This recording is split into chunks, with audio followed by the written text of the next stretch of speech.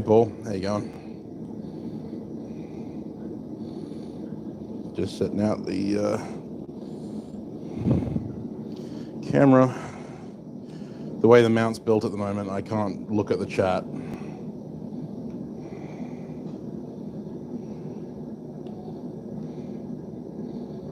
There we go. Hyacinth, really? We had this conversation. Go on. Do you want to say hi to the chat? There you go. This is Hyacinth. Say hi to the chat, Hyacinth. Come on. Hop. Hop, hop. Hop, hop. Good girl. Come on, one more foot. There we go. Good girl. All right.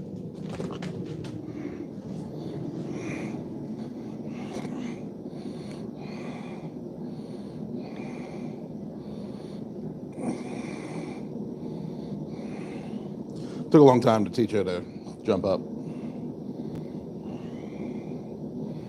How you going, Thomas? Cat? Yami?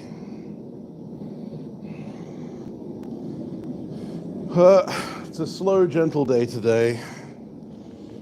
I was going stir crazy at home, waiting for my COVID diagnosis. So I decided that I'd come over here and do some work. And I need graver blanks.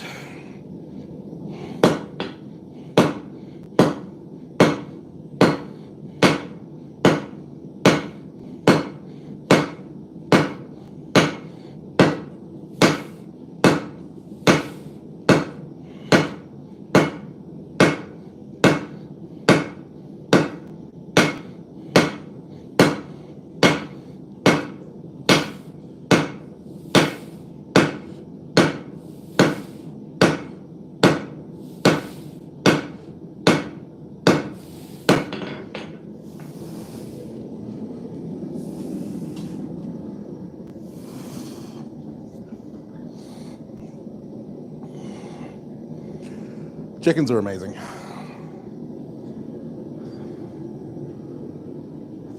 Unfortunately, Hyacinth may be the last one left soon. Her sister Jan is not looking too healthy.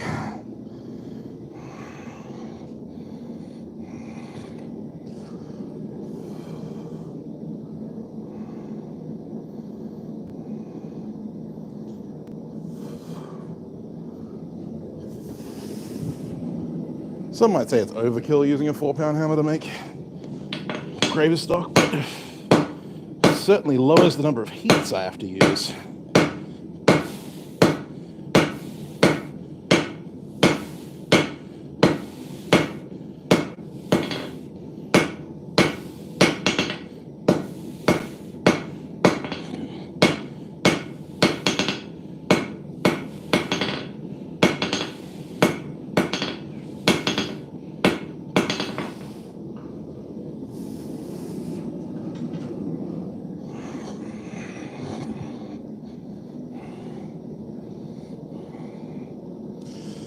Hey Thomas, how you going? Black Swan, how are we? Yes, it is a satisfying thud. You don't get that satisfying thud from the really light hammers.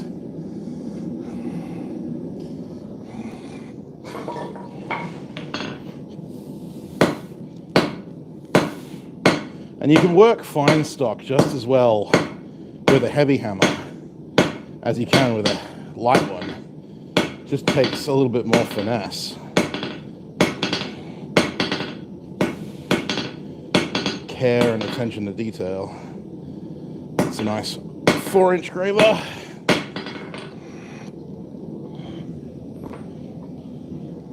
I normally aim for between 4 and 5 inches. Preferably, 4.5 to 5 these days. Hey Brad. I'm using 1/4 by 3/8 W1 tool steel stock. If you wanted to cut the middleman out, actually I found that the best stock to forge these out of is 1/4 inch round W1, but I ran out, so now we just make do. You probably can't tell from the sound, but I am actually running 2 forges. The reason I'm running the second forge is that I'm going to be doing an annealing cycle on all of these.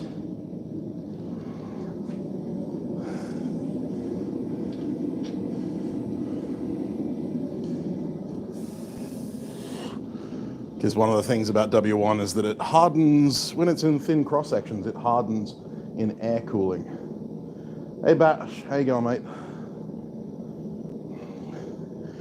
Garage door springs are normally like 5160, SUP 9, some form of spring steel, which will work for gravers in a pinch, especially if you're working on stuff like copper or any kind of copper-based alloy, brass, bronze, Shibuichi and stuff like that. But if you want to work on steel, you need that extra carbon. So W1, 1095, W2, any of those. Let's go for a 5-inch graver this time.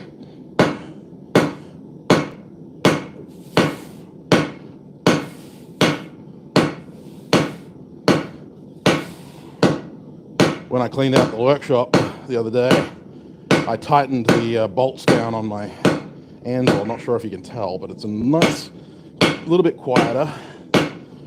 The ground's shaking a little harder.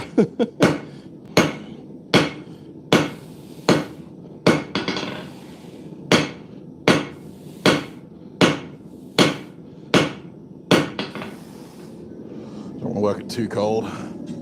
W1 doesn't like to be worked cold.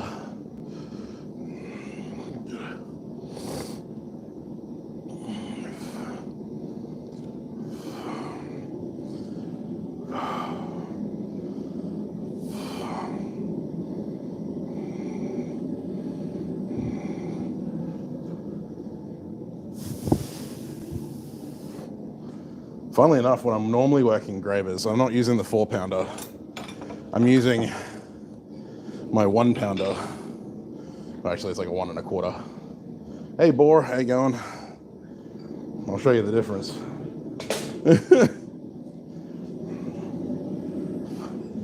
I like the synchronicity of using my first fully engraved hammer to forge gravers. Feels like hitting with a tack hammer now.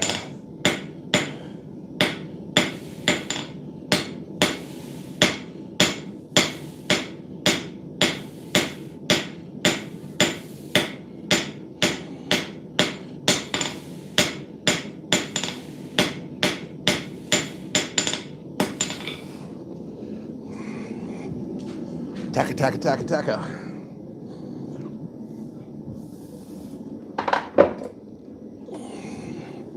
Funnily enough, both of them are French crossbeams. Can you tell which kind of crossbeam I like?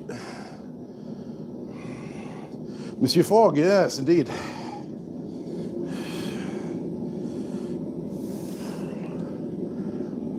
Le Grand Oui.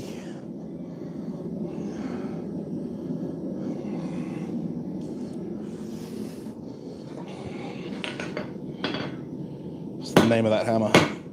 It's Le Grand Oui.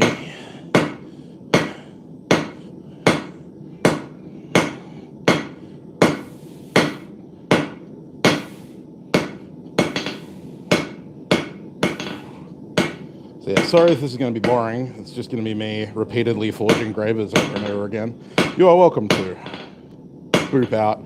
I just wanted to go live because I feel like I've been absent for a while, and I'm not sure when I'm going to have more content. So, gravers it is. That being said, I plan on making a bunch of videos to go with the beginner sets that I'll be selling, so we'll see what happens.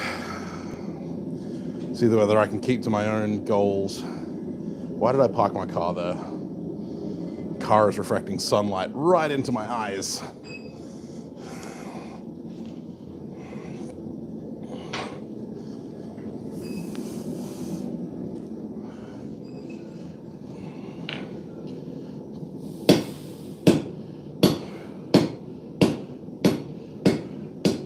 So this isn't the last heat for these.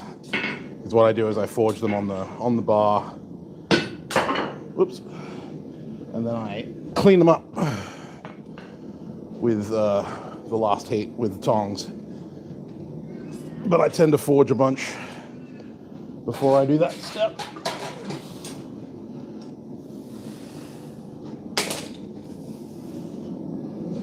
Alright, this will be the last graver from this handle, this bar, until I put them together. I'm not sure whether I'm going to weld them together or...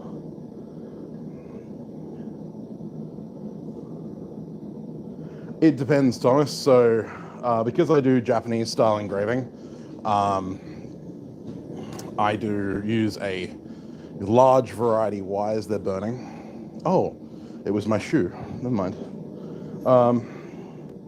Like I could smell rubber smoke, and I was like, oh god. But yeah, anyway, I stepped on one of the gravers. So I use a large variety of geometries. If you watched my how to make Japanese engraving chisels video, then you would know, like, sort of. But I'll give you a quick rundown in a second.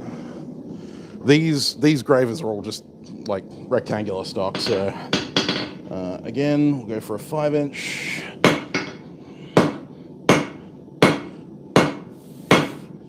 Just work it down.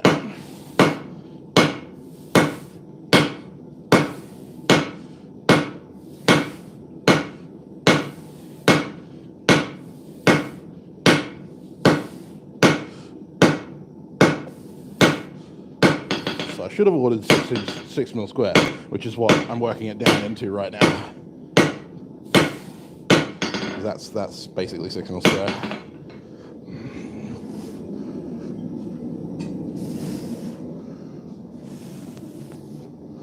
Oh, I need to get those out of the car. Let me just check what the camera looks at. Oh no, I'm leaking what my next chalk talk will be about. Give me a second, just gotta get out of my car. Because I purchased some more chalk.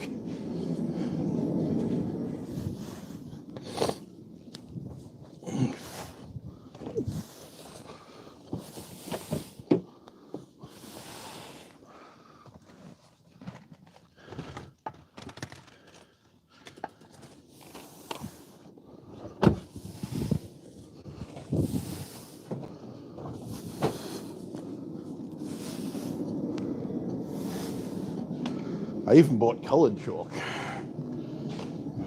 The good stuff. All right, let's just moisten this a little bit.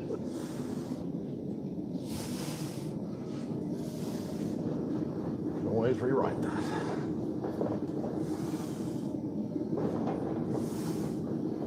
Use the dry side a little bit. Okay, so traditionally, gravers, when made for European engraving, were made out of square stock that was held on the diagonal like that, right? And so from the side, you had this cutting geometry with the central rib, if you imagine that. For the Japanese V gravers that I make, I actually form them square, and then I cut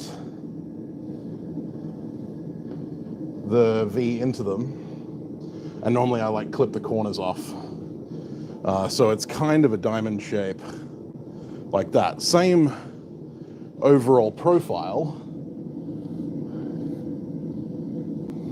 like that, except that there's no real central rib for it. It also, because of the way that they file the V, it actually comes back into a square. If you were to look at the base of the chisel, so if this is the point and this is the body of the chisel, then there's a line here which eventually does that. And that's where the filing ends. So this area here is square because that's where you hold on to, which makes it a lot easier to like figure out what orientation you're in. Because in a European engraving setup, you would either have a very, very long piece of steel, because it'd have to go pass all the way through your palm to get to the stock. Whereas with a Japanese graver, you're just gripping with 2 fingers. Or you would have a handle that had like a little grub screw or something like that, and that would hold your graver stock. So it really does depend on your style of graving. Hopefully that helped. There was a little impromptu. Should be going to bed. Dude, it's like 2 o'clock.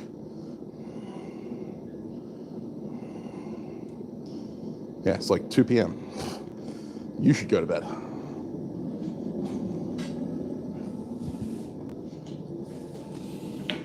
You're not my mom. All right, these have got to be rectangular cross-sectional, because these are for customers. I was talking about this on my Instagram live stream last night. It pays to know what graver you're making ahead of time, because then you can forge it to a closer dimension so that you have to so you can minimize filing. And right now I'm trying to make katakiri and shishiai bori. So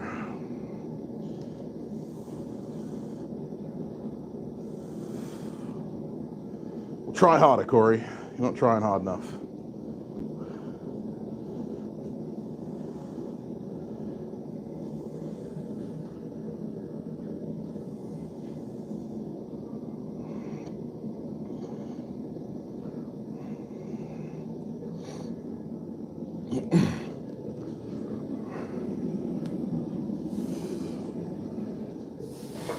People ask me like which form of graving is better.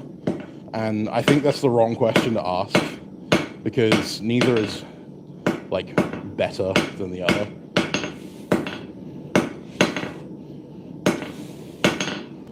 They just do things differently. I will say that European style engraving is much better for light line work, like when you're doing lettering and like scroll work and stuff like that. Really shallow engraving, like you would see on guns and stuff like that, the more European style of engraving, funnily enough. And Japanese engraving is much more suited to deep relief. Even the lettering tends to be deeper in Japanese engraving than European engraving. And that's because they don't cut using a V chisel. Japanese lettering is cut using a flat edge chisel.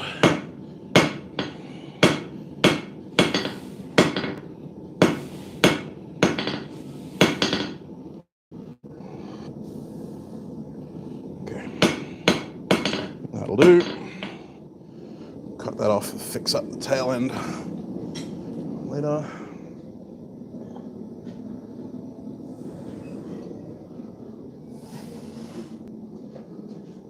Apologies in advance for loud grinder noises. I'm going to cut some more W1 to make more gravers. Must have more gravers. Need my tape measure though.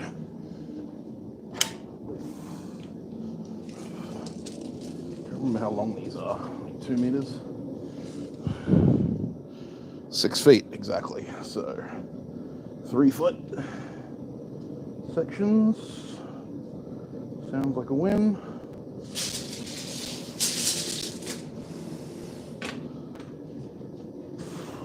Loud grinder noises.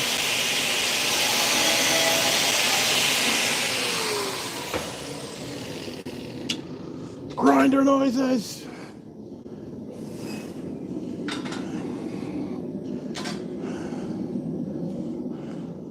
Sounds like an average Saturday night to me.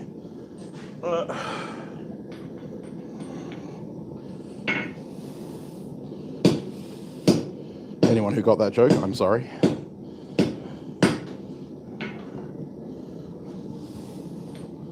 And that's now too short to put back in the forge, in the gas forge at least, so that will sit to the side until I have made a set of tongs to hold them. But that's okay, because I have multiple 3-foot lengths of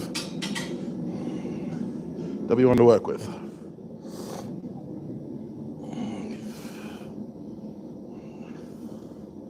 See you, Thomas. Hey, Refined by James. How you going, mate? Little bit of an impromptu stream today. I was going crazy at home, waiting for me to develop COVID symptoms. So here I am. Fortunately, here I'm not in contact with anyone, so I don't have to worry about infecting anyone.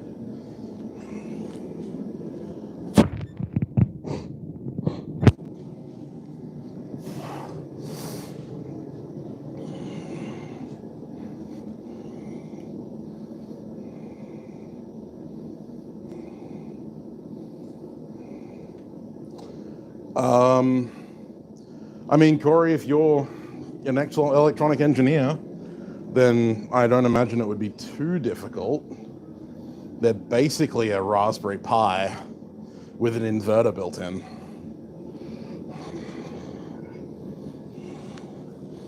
You just have to have like the multiple switches, and the inverter is really the expensive part.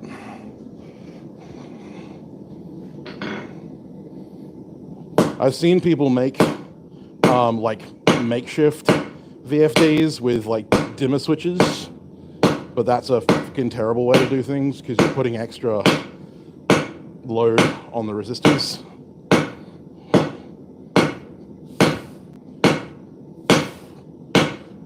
Zero out of 10, do not recommend.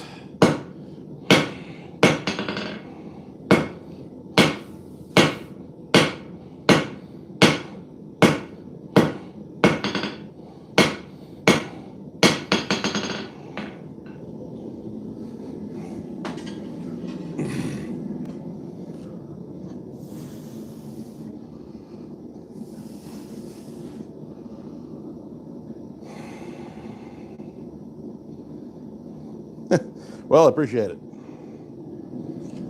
But I mean, yeah, like I said, I'm sure it's possible. I don't have the electronic the electronic know-how to make that kind of thing happen, but I'm sure that there are people that do. You may be one of them.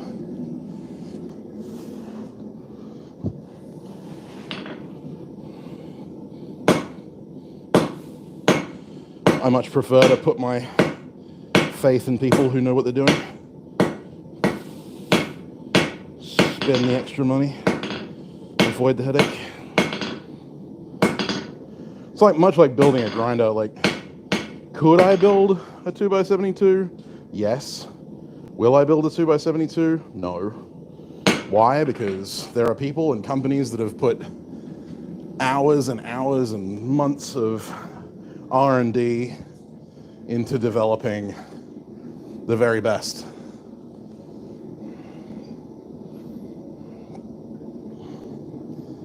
So, yeah.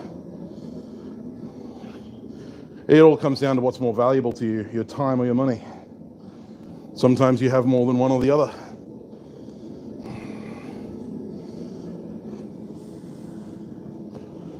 I decided that the investment of my time to create a subpar copy of something that has already been developed by someone who knows better than I do was a waste.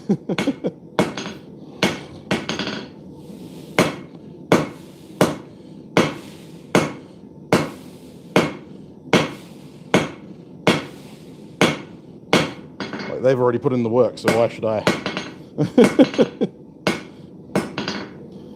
Because then not only am I wasting my time, I'm also wasting my energy, because the thing I come up with isn't going to be as good as the stuff that's already been made.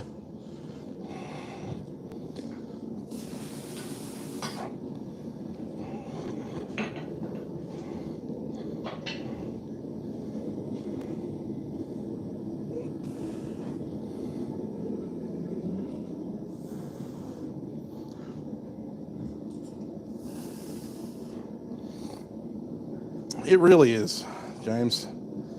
Really is. I'm going to zoom in a little bit.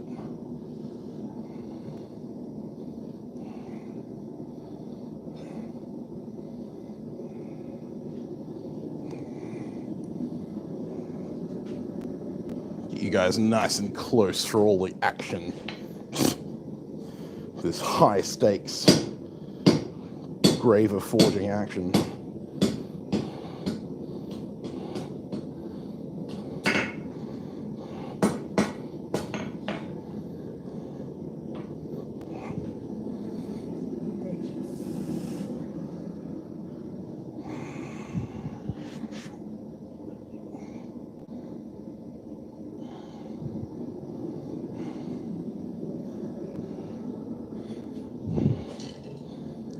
I mean, I'd rather save the money up and buy something that's been developed to do the best it can.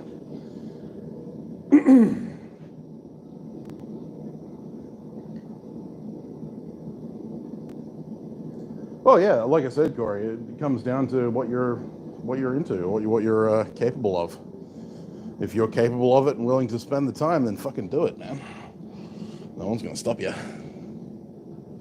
God.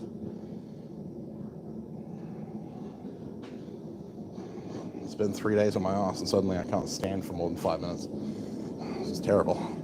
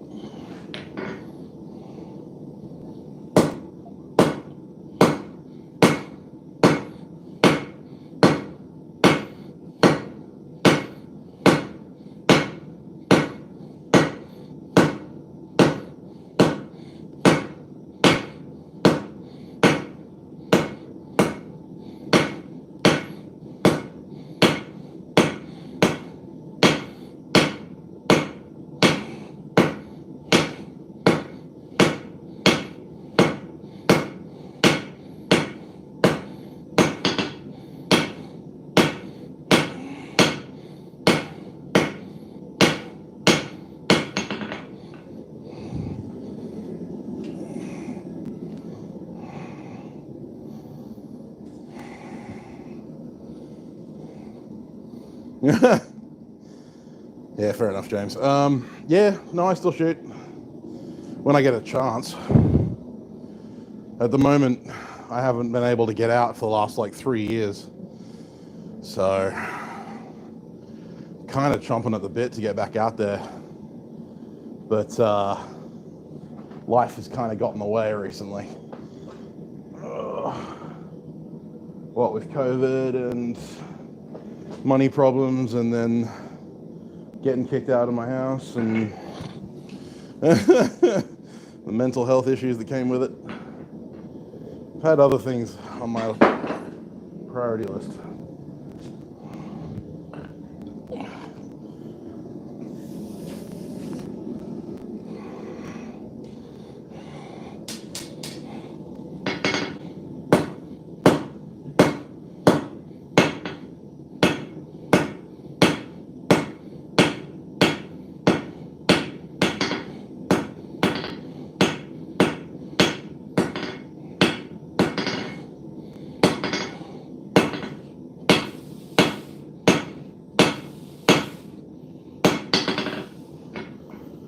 And this year, it seems, whenever I think I got my shit sorted is when I get thrown another fucking curveball. Getting real tired.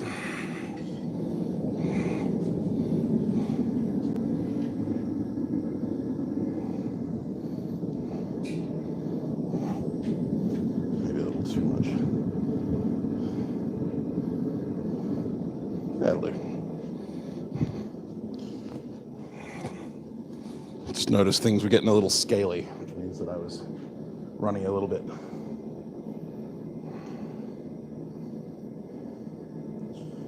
Yeah, James, it does happen.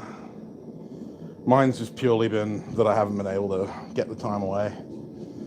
And when I've had the time, I've had other things I needed to prioritize.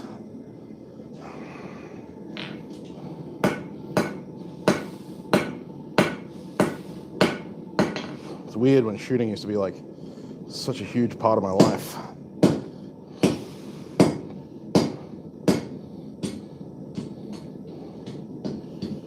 And then it had to take a back seat to everything else.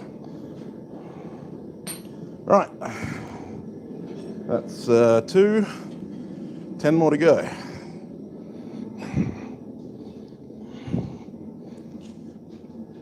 Technically I've forged 5 already, I know, but 3 of those were for me.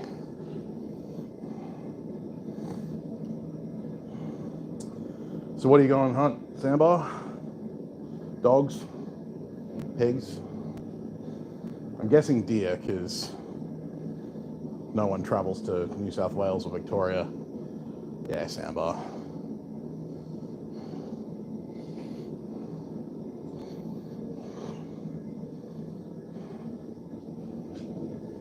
Haven't hunted sandbar. Hunted red deer up in Queensland. Friggin' wild over there. No bag limit on them, no hunting time for them. You can just bag them anytime.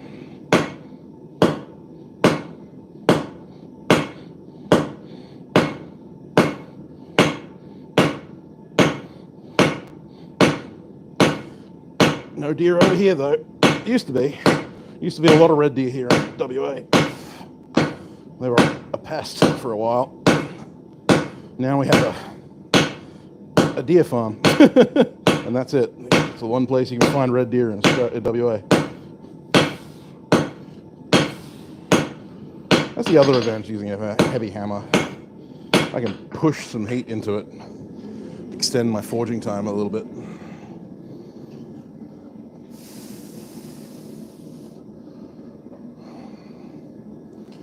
Oh yeah, nice. Say hello to Dean for me. He and I have never met in person, but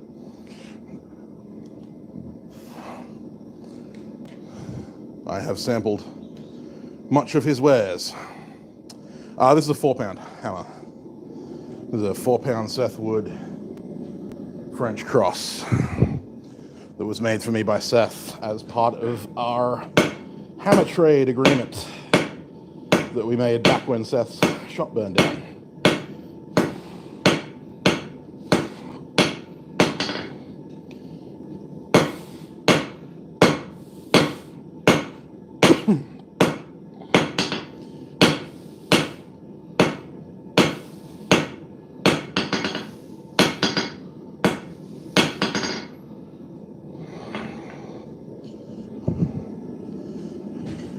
It's not like the time that his shop flooded.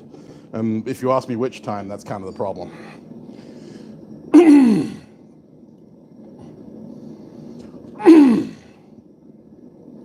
Oh, nice. Excuse me. Yeah, that's cool.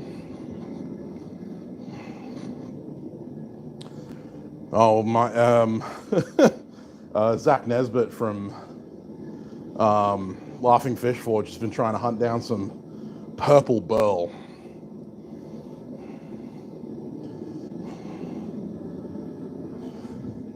For his hashtag Townsbury build-off entry.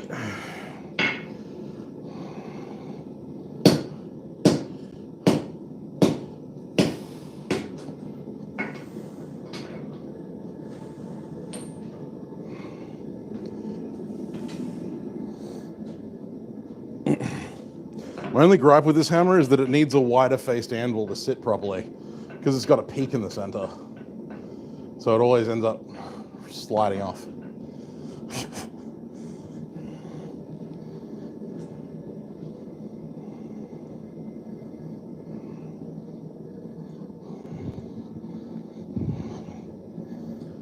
But that's not a thing against Seth, that's just pure the nature of the beast.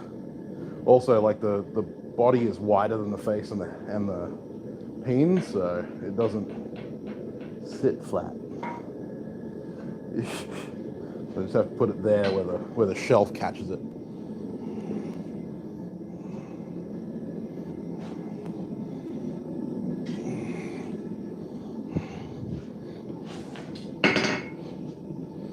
And about there.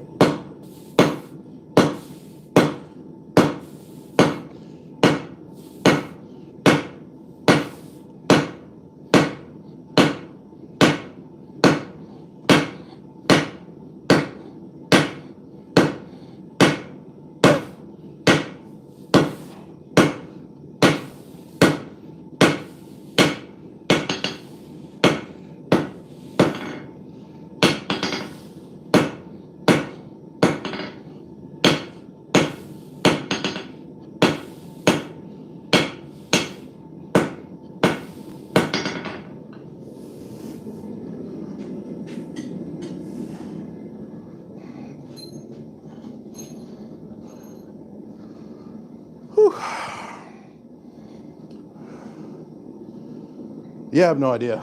I haven't looked. I just know that Zach's been looking.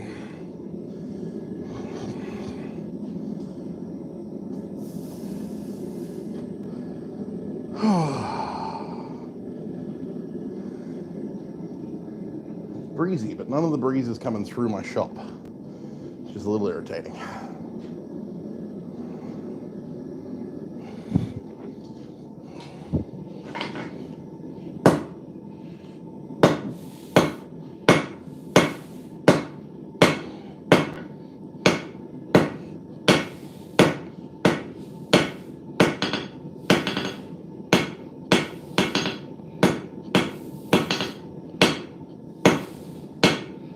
Some days it feels like it takes me just as long to forge these damn things as it does to file them.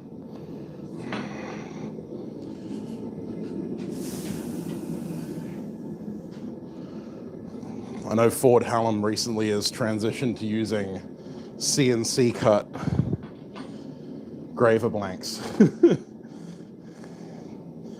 It's nice that he can.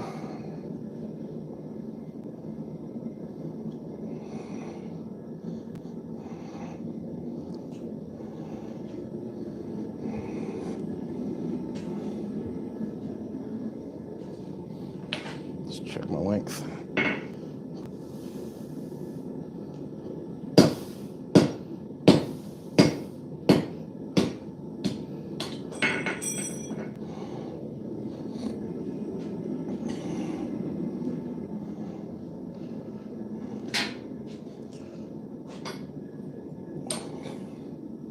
Just keep forging until I run out of steel. Hey, Aaron. The day goes, buddy, it goes.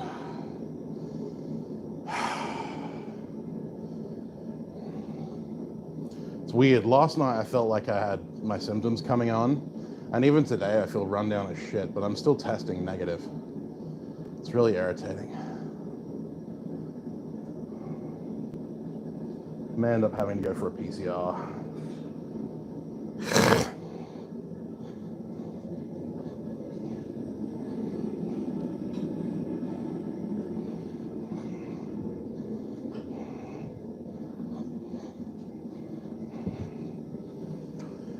Whew.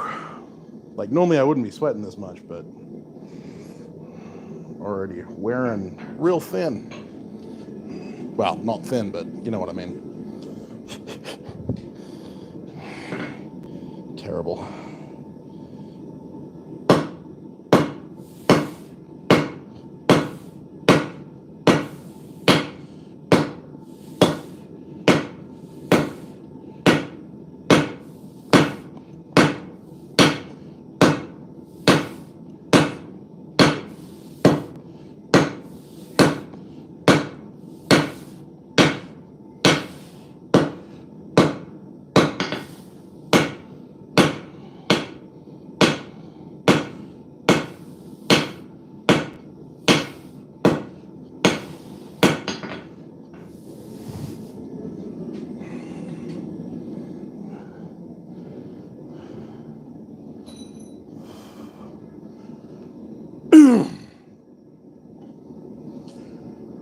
Yeah, Aaron, I'm thinking that I'm there. So my close contact was on Saturday, so I'm on 3 days now. Tested negative this morning, but God, I feel fucking tired. Could also be just because I'm fat and lazy, but you know.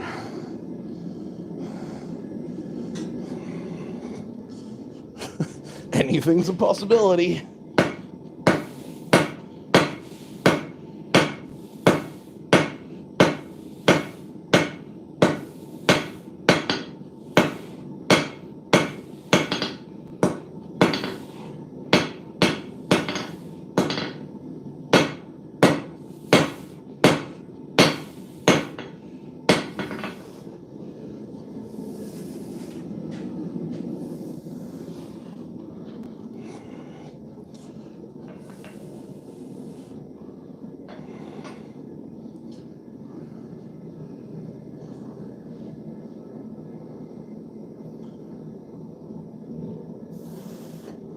Honestly, if there's one improvement I could make to this anvil, it would be to have the hardy hole here and just have the 3 sizes of Pritchell hole.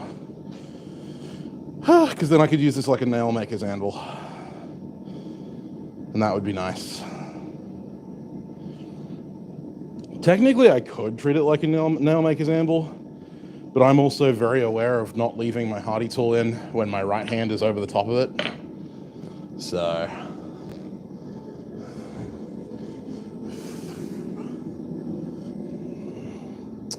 I won't. Even if I want to, I won't.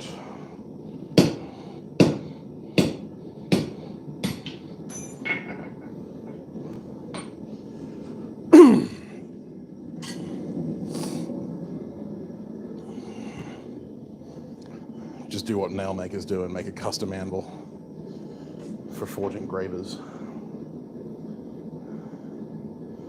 Oh, that's good, Bo. I'm glad you're over it, mate. Yeah, that's exactly right, Aaron.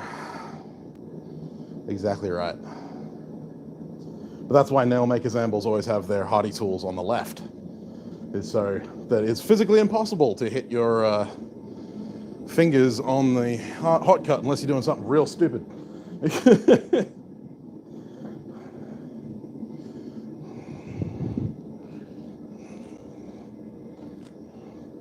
Like when I was over at Zach's place and I forged a couple of nails for him because I made him a nail header for him to try out, and I forged a couple of nails really badly, but I did it. The hot cut was on the left hand side, so I could just forge the nails and leave the hot cut in. Whew. That's why a lot of German anvils have the hardy tool at the horn rather than at the heel. Although this technically has 2 horns, I know.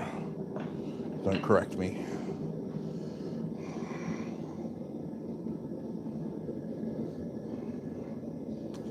The only downside is that it does create a weak point between the horn and the anvil body because normally the hardy tool hole has to come a little bit further forward, which is, I think, why Bruce ended up with the Pritchell there. Because the horn is meant for wailing on when you're a blacksmith, and you don't want to wail on something that's that close to a nice big hole in your anvil face.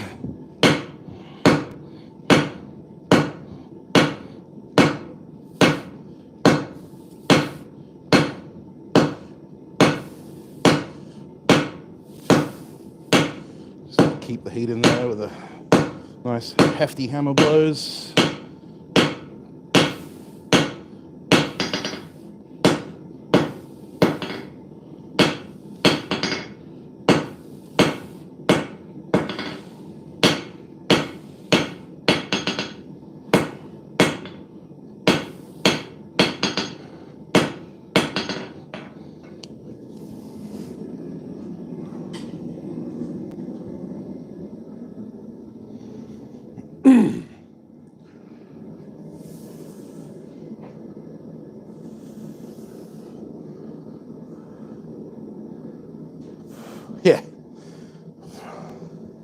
Yeah, a lot of those will be the London pattern though, rather than the German pattern.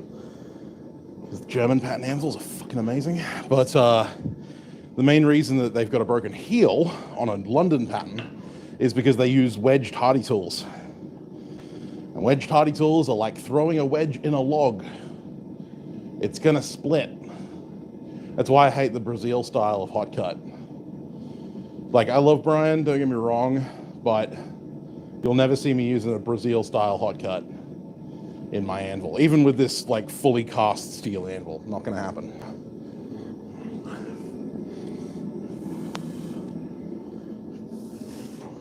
The reason you see horns broken off is because someone was using a striker on the horn to draw shit out like a farrier on a forge welded horn, and the horn gave out.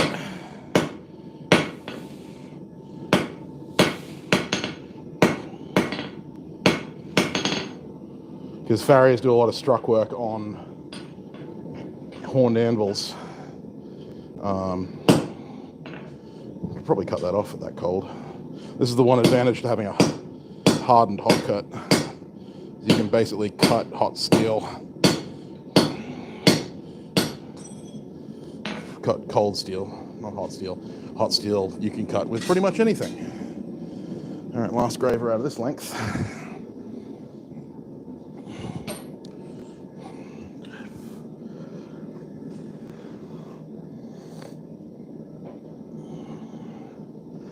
But yeah, the old forge welded anvils. On German anvils and like Swedish anvils, the hard face actually comes out over the horn a little bit, so that you do have a section of the face that is hard on a horn. Whereas the old London pattern anvils, they used to forge weld the horn on and the heel on and the feet on separately to the main anvil body. And then they used to forge weld the plate on the top of all of that, which is why you had the chisel step, because the chisel step is actually the height difference between the initial body and the height of the face. So that chisel step is just wrought iron or mild steel or whatever they were using at the time, and so is the horn. But there's a forge weld right underneath that chisel step. So you're basically putting leverage on a weak point, especially in wrought iron where you have like really coarse wrought iron being used to make anvil bodies, because you don't really need refined wrought iron for a giant anvil body.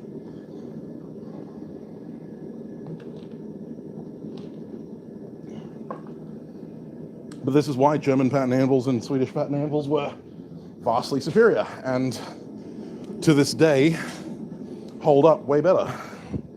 It's because they were manufactured better.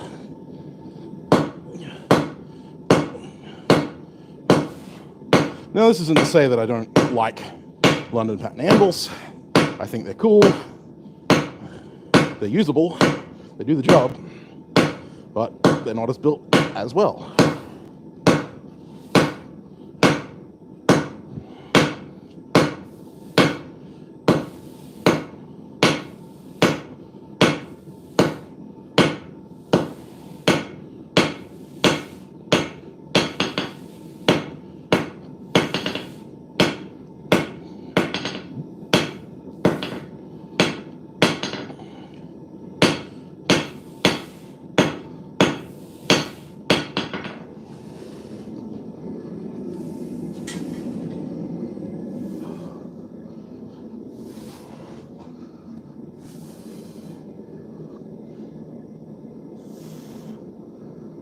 Farriers, yeah.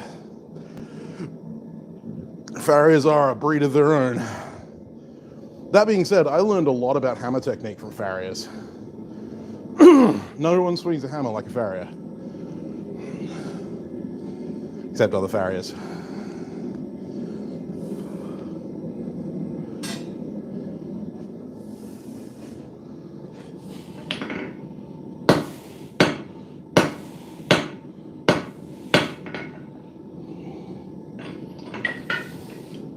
Catch the hammer.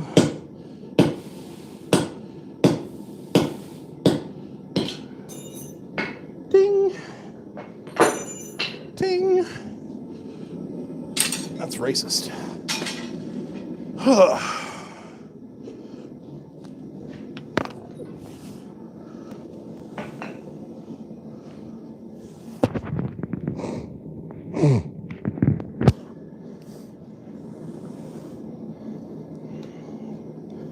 Like, Craig Trenker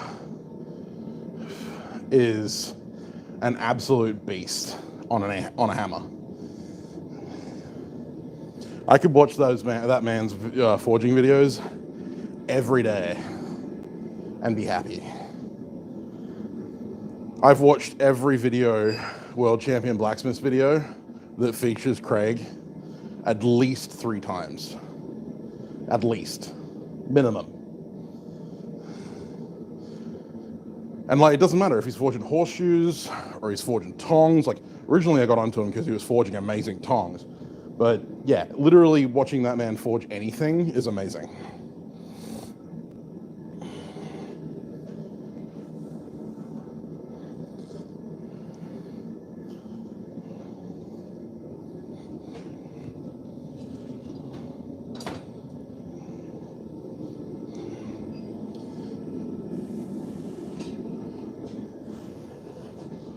People are like, Sam, you're so talented. You make great stuff. I'm like, no, I don't. I make fucking mud pies compared to some of the shit that those guys are pushing out.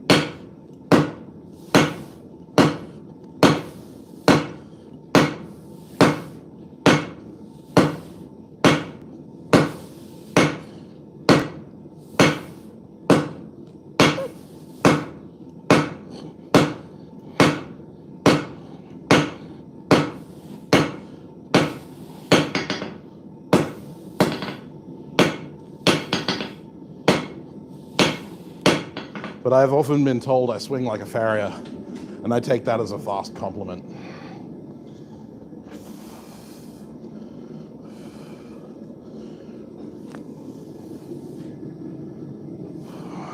Because damn right I do.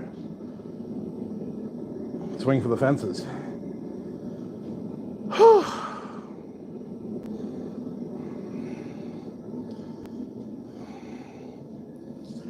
I can't get out of my head the image of that guy that went to Forged in Fire with the like 12-pound railroad hammer.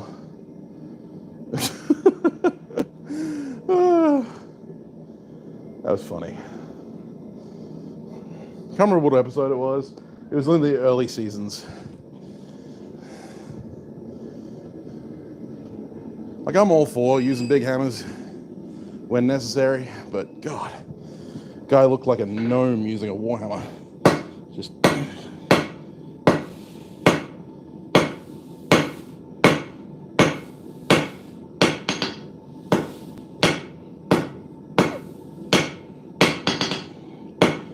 was not built for wielding such weight.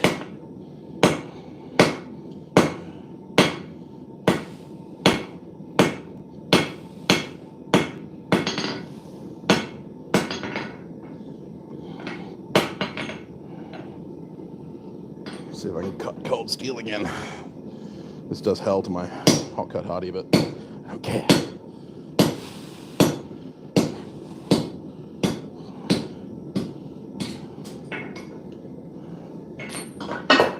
God damn it.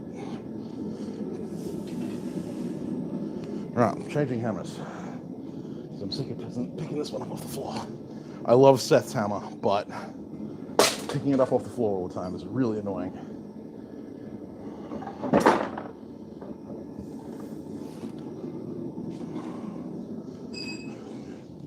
Let's go with a farrier style hammer. A turning hammer, rounding hammer, whatever you want to call it. It's not one of my Mjolnirs. Would I own one of my Mjolnirs? Hell yes. Will I? Probably not, because I just need to sell things to make money.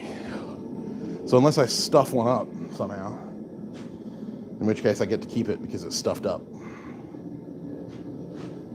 This thing's pretty cool. The head was actually sent to me by Aimless Adventurer and Josh Brown. Originally it was made as a texturing hammer, but I don't use texturing hammers. So I asked if it was okay if I turn it into a rounding hammer. So I re-drifted it, made the eye a bit bigger, and turned it into a rounding hammer. And then this is the first handle that my old friend Andy made back when I had help making handles.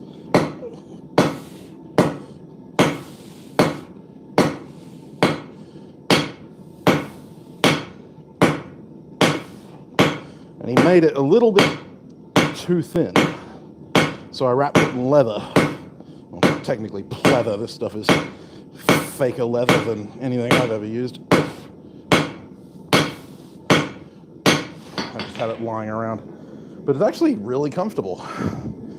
The combination of the really thin handle and the bouncy leather means that there's almost no shock to the hand. And because the leather is quite comfortable and giving, it doesn't give me blisters. Like I had a guy who bought a hammer off me ages ago, and he wrapped the handle in bike tire for some random unknown reason. Well, I know why. He said he wanted a bigger handle, but bike tire, of all things, why bike tire? Anyhow, I'm sure he has lots of blisters from that hammer now.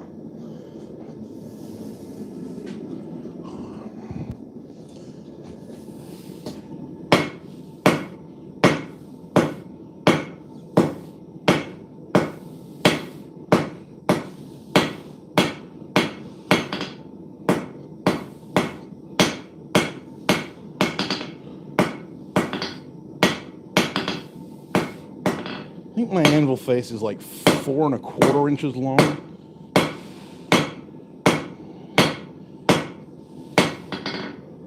So that means that's about like 4 3/8, which is just about perfect. Like I said, aiming for between 4 and 5 inches.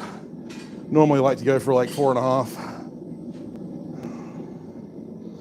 But 4 3/8 will do. Leave a little room for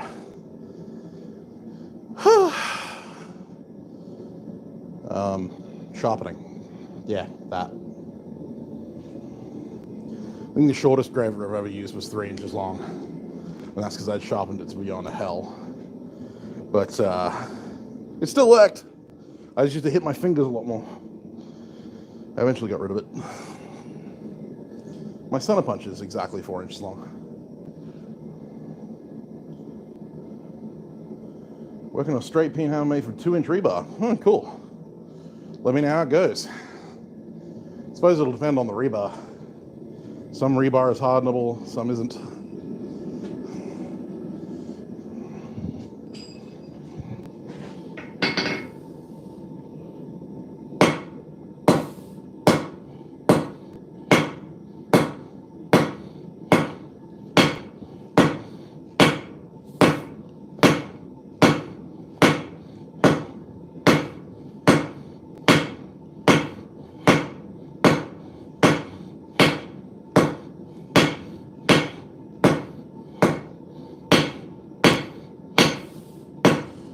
First we make it ugly, then we make it pretty.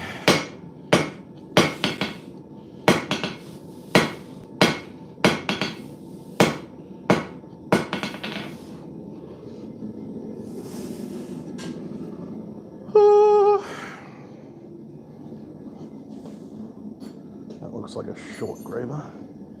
Oh.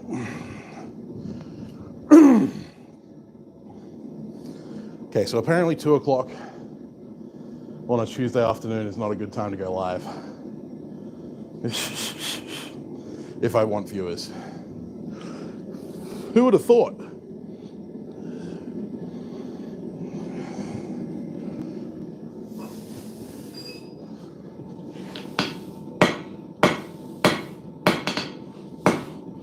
Doesn't help that most of my viewers are from the US and Europe, where it is currently nighttime.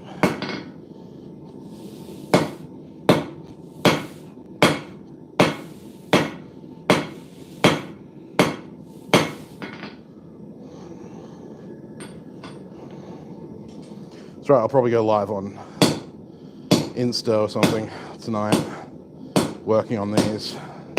Actually, no, I won't be working on these because these are going to be sitting in vinegar this afternoon.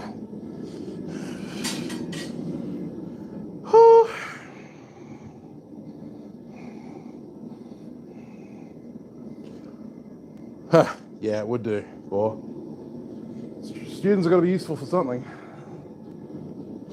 And they're not asking various amounts of sometimes intelligible, sometimes not so intelligible questions.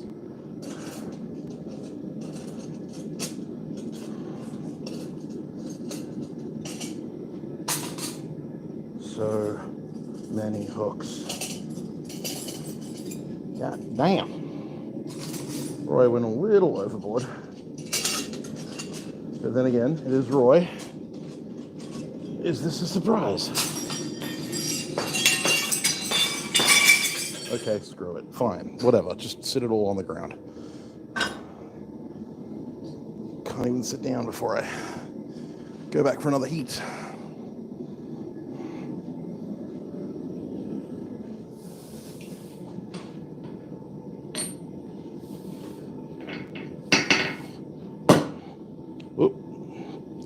Lost my shoulder there for a second.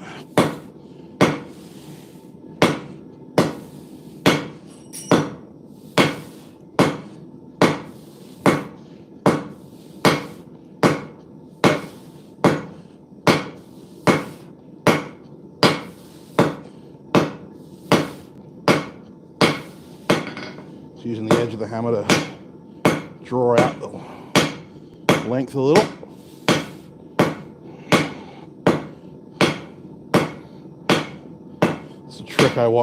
Trick I learned watching Ties van Manaka make a spear ages ago. Van de Manaka, I believe it is, actually. Hello, it's me. I look like crap. It's probably because I feel like crap. At least I'm working up a bit of a sweat. Sweat out all of these impurities. Like wrought iron in the forge. Just needed to sit down for a minute.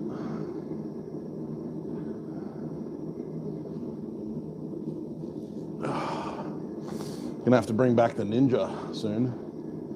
Have to bring back the headband.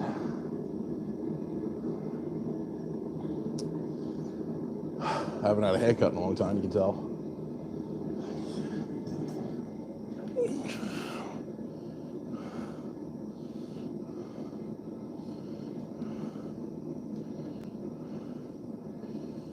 Hey, WX Watcher. 2:37 a.m. Well, it's 2:37 p.m. in WA. So you're exactly 12 hours behind me. Get with the times, man.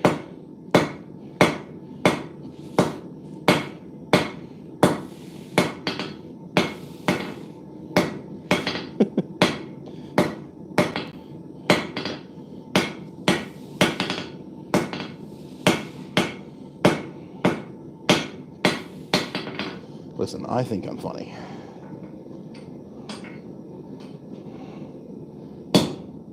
Funny looking.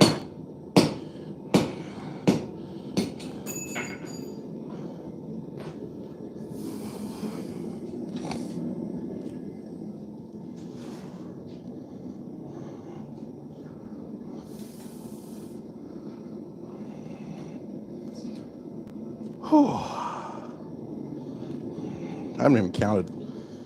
3, 6, 9, 12, 14. Okay. Wow. We're almost there. That's impressive. You lose track when you're not paying attention.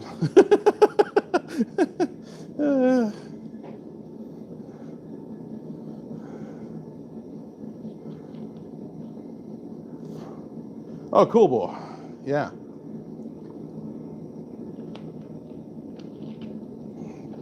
Yeah, the Celtic Spearhead video he did on YouTube, the Robin DV channel. Like, I love all of Tisa's work. I know I'm butchering his name. I'm sorry, I don't speak Dutch. But yeah, his work around Iron Age forging is incredibly impressive. I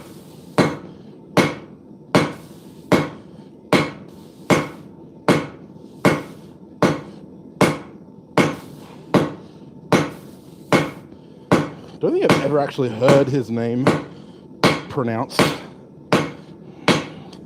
I've watched like a dozen videos featuring him. Even that like Iron Age documentary that he had a part of.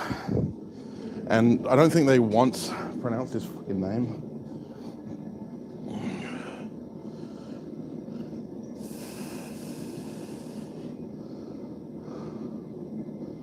But that's cool, you work in the medieval forge. I'm jealous.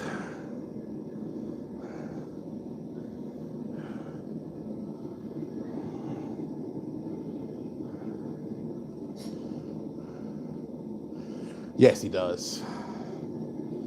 That's where originally I came across his content, was making Iron Age bloomery steel. And the Celtic spearhead that he made in that video on the Robin DB channel was out of iron bloom that he himself had smelted. And the documentary that he was in was about smelting iron. It was about iron manufacture. So, yeah, very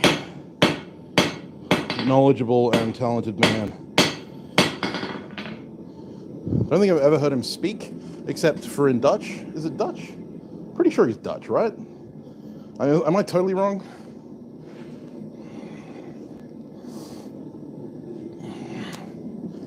But yeah, I've heard him speak, never in English.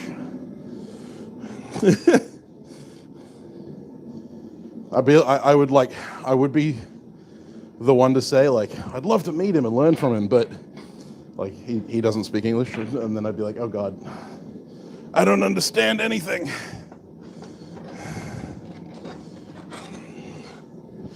I imagine he does speak English. He seems a fairly worldly man, but you never know. I am friends with him on Facebook, and occasionally he posts in English, but I'm not sure if they've just been translated or not. It's my noble claim to fame, is that I'm friends with Tispa Nanako on Facebook.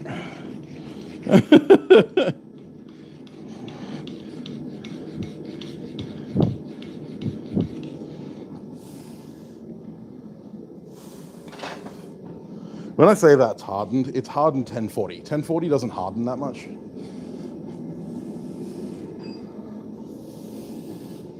So you can still cut it with a file. That's why a lot of axes are made out of 1040, so that you can sharpen them with a file rather than requiring a stone. And the reason that axes had to be sharpenable by files was because out in the bush you would hit rocks and stuff. Oh no, I know. Yeah, no, I won't. I know he won't take students. That's fine. It was more like I'd love to hang out with him for a day. Like, I don't particularly want to become anyone's student anymore. There was a time where I wanted to go live with a blacksmith. Actually, Owen Bush had an opening back when I first started. I was like 2 years in to my blacksmithing journey, and Owen Bush was advertising to take on a full-time apprentice who would live nearby and work in his shop every day. And he was willing to fly people from international if they were keen enough. And I put my name in the hat, but he ended up finding someone local, sadly.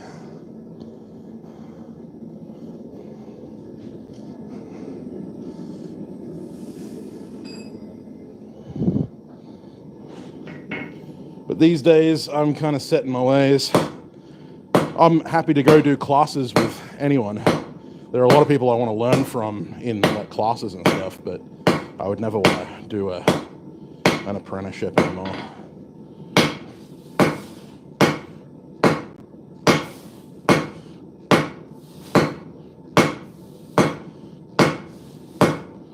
Leave that for people who actually have the capacity to learn.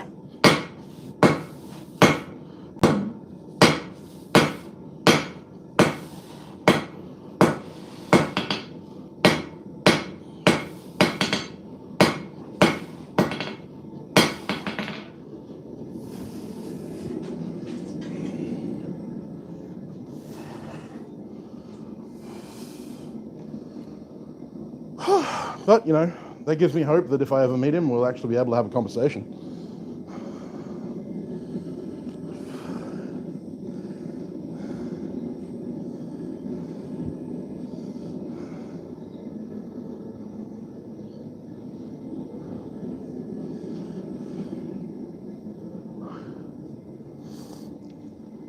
Not that I think I'll ever actually get to the Netherlands anytime.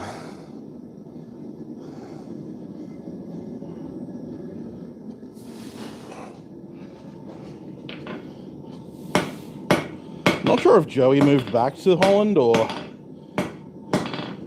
still lives in Germany. Like, he never really updated on us on that before he started deleting everything on his channel. I think he moved back to Holland because he was going to the Museum Archeon a lot in his more recent videos.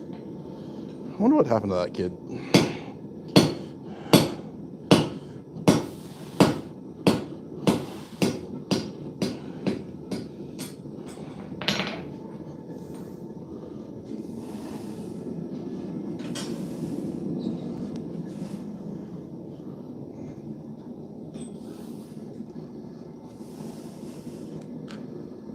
Is the Museum Archeon in the Netherlands or is it in Germany? Because I'm pretty sure the guy who visits at the museum is Dutch. Unless that's you. And then I'm being an idiot. Who knows? That'd be cool though.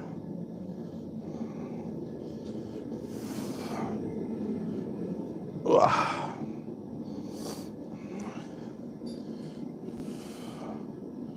In France. I know he moved to Germany. I didn't know he moved to France. I know he went to Belgium for a while. Worked with Pieter. I can't remember his fucking name.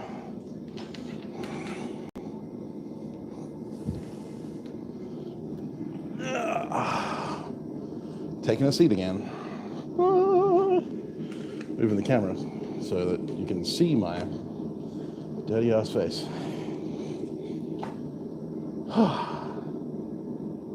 I say. So have you spent any time with Joey? That'd be cool. I mean, from all reports, he's not an incredibly personable person, let's just say, lightly. But, I mean, he's an incredibly talented smith. It'd be cool to spend a day or so in his shop, I reckon.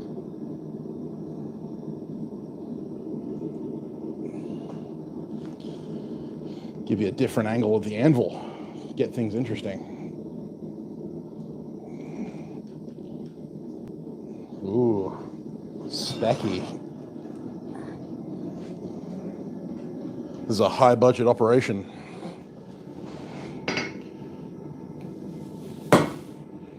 I shifted forward on that shoulder.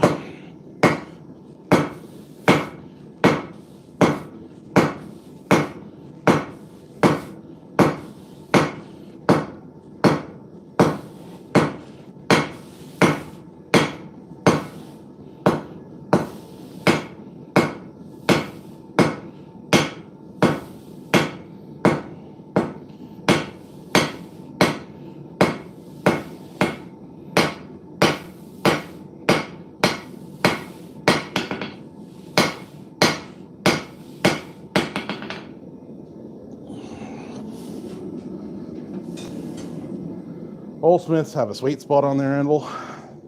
Mine is that spot right there. Different museum, okay. Man, you guys have the coolest museums.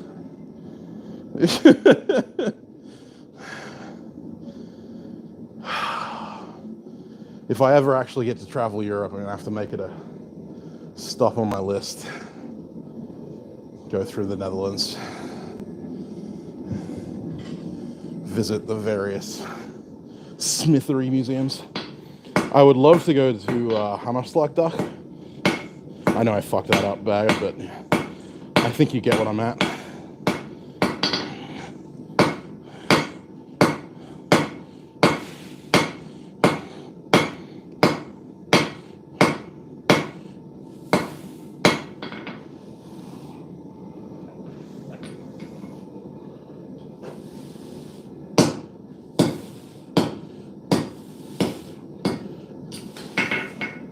The Smelting Festival.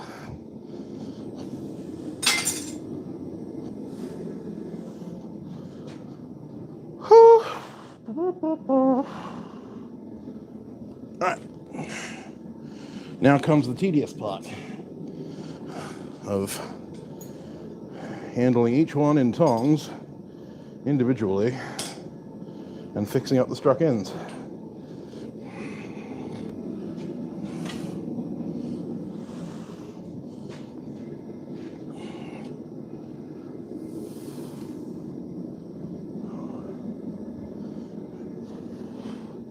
Not that the rest of this hasn't been tedious, I'm sure for you guys. That's why there are only like 4 people watching.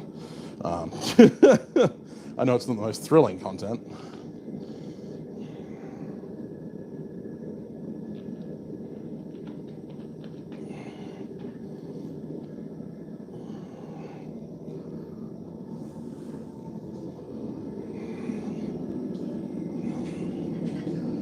The day in the life of a production smith.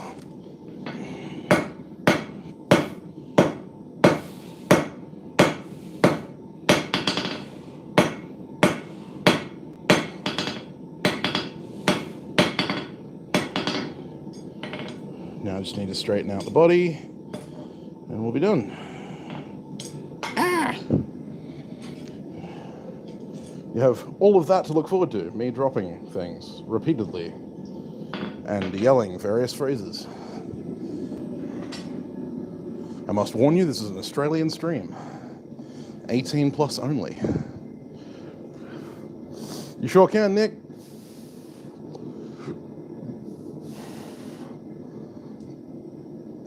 Eindhoven, right. I can't pronounce that, or I could try, but it would sound German more than Dutch, I think. Please, Deutsch.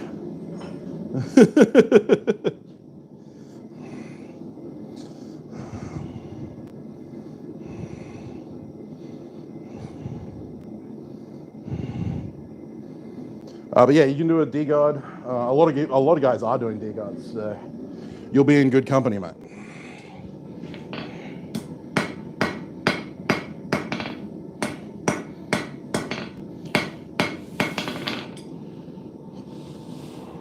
There's a reason that the parameters are set so that it's like, this is what you have to do. I am not, like, if it fits those parameters, it doesn't matter what extra you throw on top of it. Like, that's the whole point. I wanted to leave as much artistic interpretation as was physically possible. There are some guys who are being real artistic with this.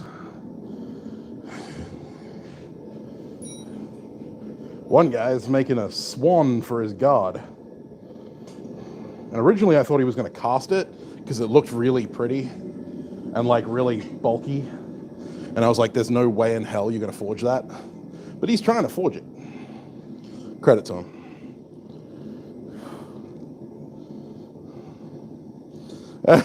I mean, I do my best, Boar, but yeah.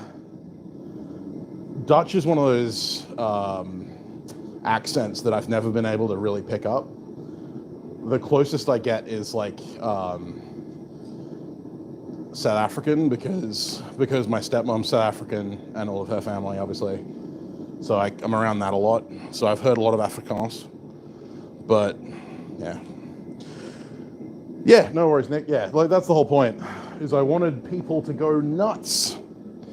I wanted to go, okay, here is a list of base parameters that you have to meet. Now, show me what you got. And some guys are taking that and running with it and just going, hell yes, let's go fucking all in. And other guys are going, let's play it safe. And honestly, both could work, because I'm all about cleanliness. Like, yeah, go wild, but do it well. Like, Alex didn't win the last Townsbury build-off because he made a folding buoy. He made a folding buoy that was also pristine. Like, it was clean. I deducted him a couple of points for the fact that the latch stands out every time that it's open. But given his time constraints, I was willing to overlook that one.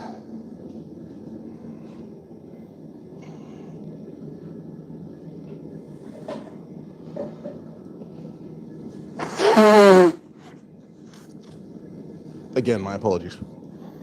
But there's one guy who actually almost finished. Like, he had his handle all sanded up and all that kind of stuff.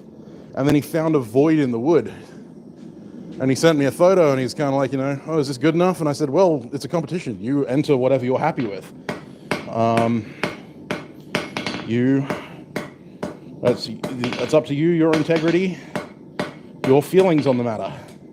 And then he sent me a photo of him smashing the handle off, so props to that guy.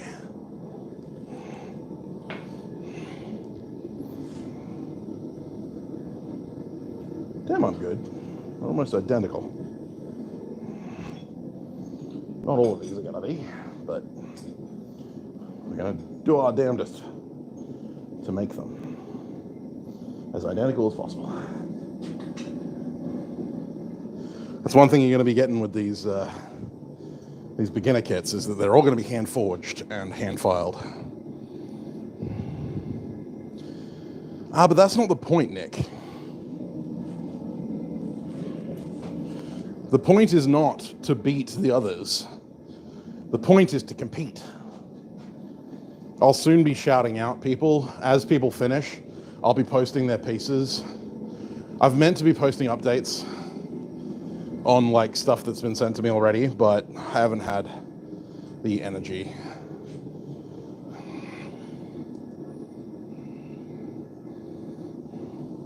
That's the one, Nick. And the whole point of this competition is more to challenge people to challenge themselves. Like I said, here's some base parameters. Go nuts. And the awareness that you are competing with dozens of blacksmiths from all over the world should give you an idea of like, okay, I need to really up my game and bring my A game if I want to actually stand a chance. And so it challenges you to be your best. Honestly, I'm just sad I can't compete, because I'm running the damn thing. And I have the idea for like the perfect design. One day. For now, I'm making gravers.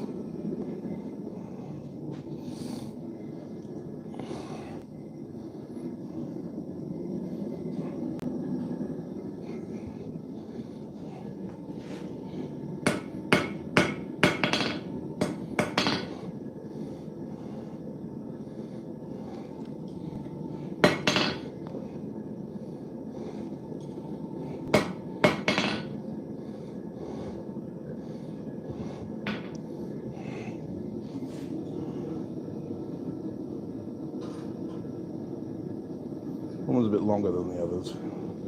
It's also a bit thinner, so it's about the same amount of material. Sorry, my head getting in the way. Of your view of the anvil. How dare I?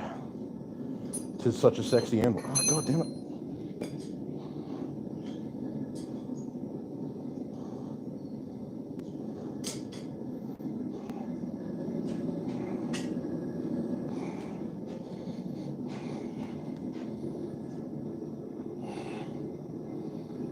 Good, Nick. That's what I want to hear. I want as many people as possible to participate. Because while there are a limited number of trophies, there is no limit on the amount of creativity that can be used. I kind of want people to treat this like the 48-hour dagger challenge, except in this case, you've got 2 months and there are prizes. It's exactly the same premise. I just added extra incentive.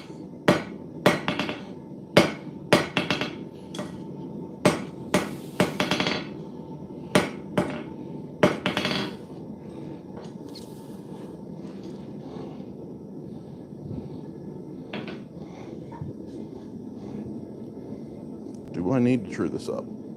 No, I don't. Cool.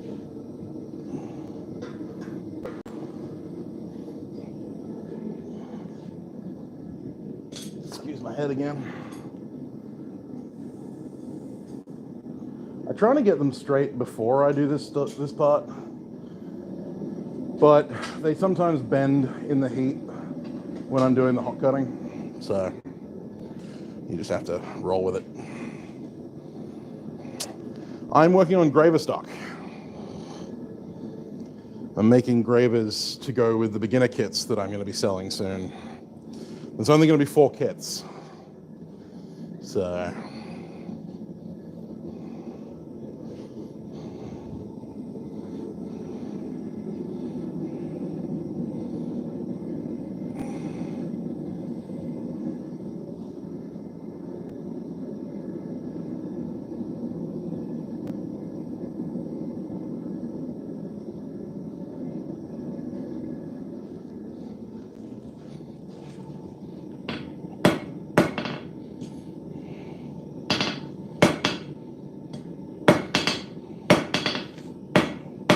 tongs were not built for this.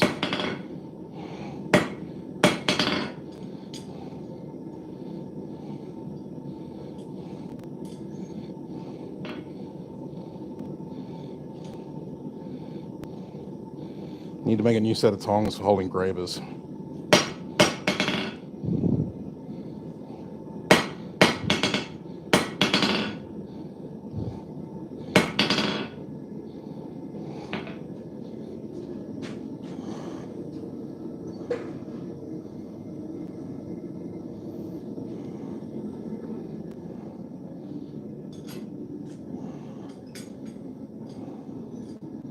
God damn it, get up there. Good job.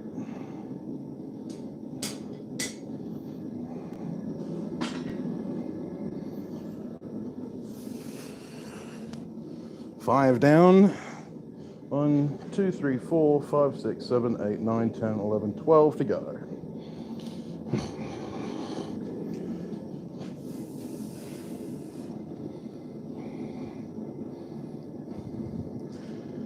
Oh, well, I'm jealous of you, mate.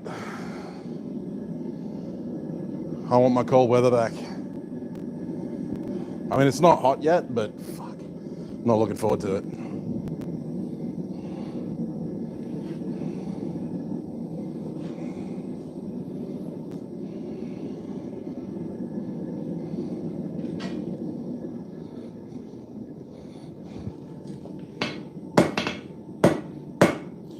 There's a reason that I won't be selling many sets of these, because forging these goddamn things takes forever.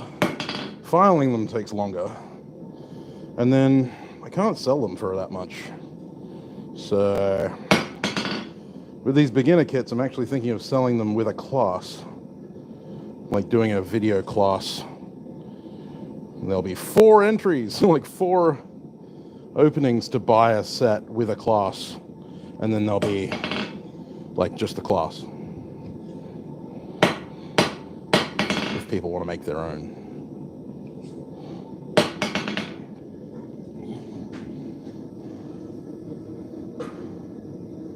But then the imposter syndrome kicks in and I'm like, what right do I have to run classes on this crap? I'm self-taught. I'm no Ford Hallam. And Ford doesn't run online classes. Well, I mean, he does, but he gives them away for free. And what can I teach that he hasn't already taught? So, we'll see. Might just do it anyway.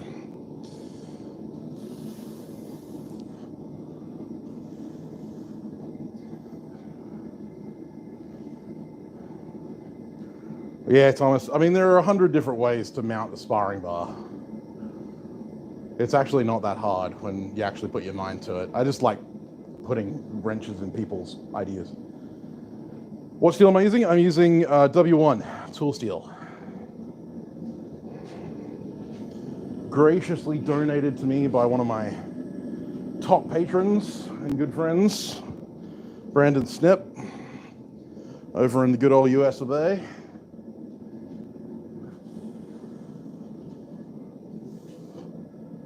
Madman donated like 6, 12, 24, 48, so 24, 30, 36, 44, like 44 feet of 10 by 6 W1.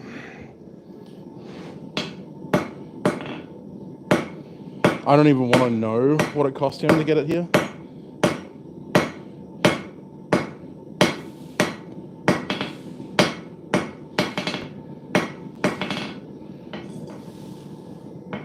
But yeah,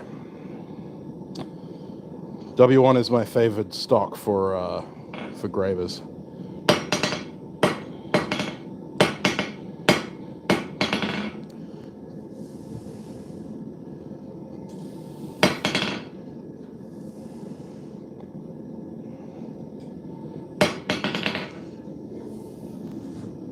Another good one is silver steel. I actually got sent some silver steel from Stefan Mieka from Germany.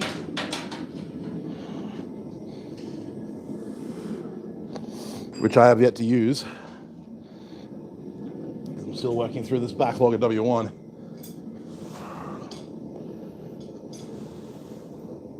And I wanted all the gravers that go to customers to be the same steel, so can't exactly change up halfway through.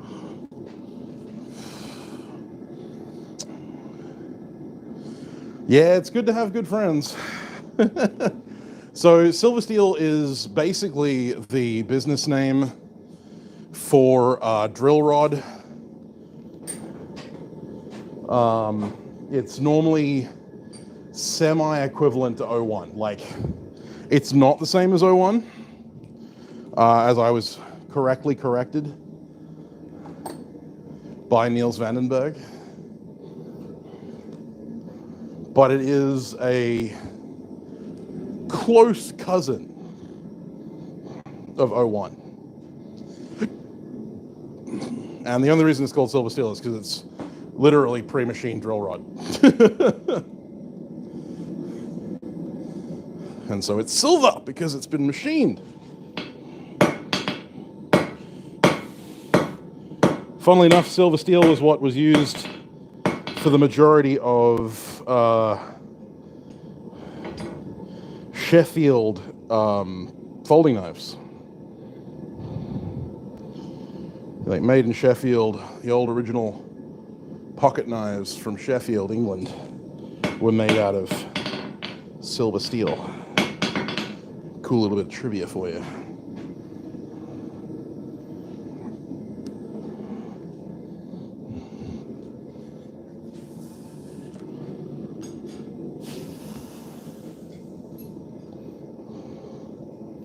Because silver steel was easy to get a hold of. And it's also easy to heat treat.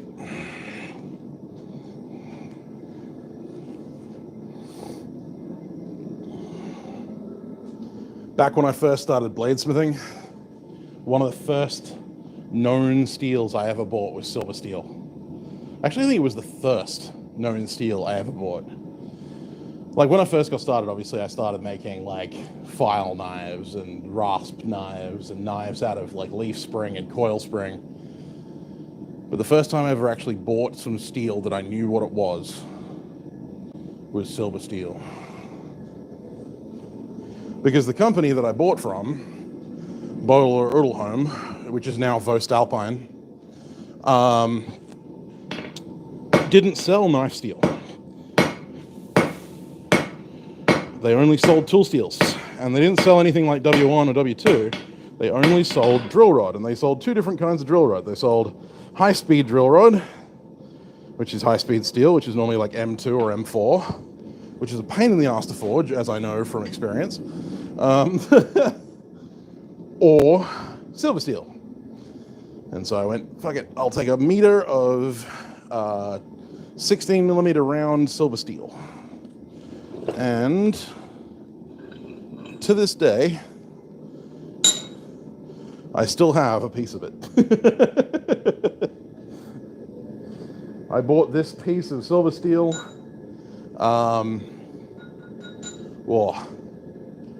8 years ago.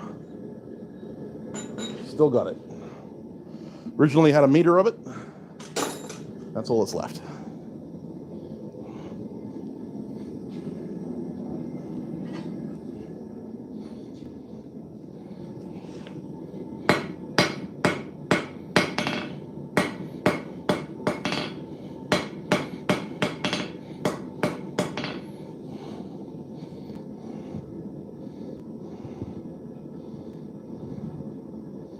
There we go.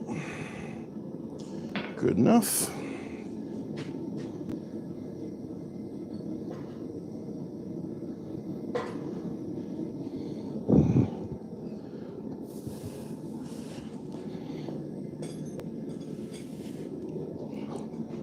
But yeah, be careful when you're buying drill rod from any distributor, because it might be high-speed steel, which is a little bit more of a pain in the ass to forge and heat treat than silver steel.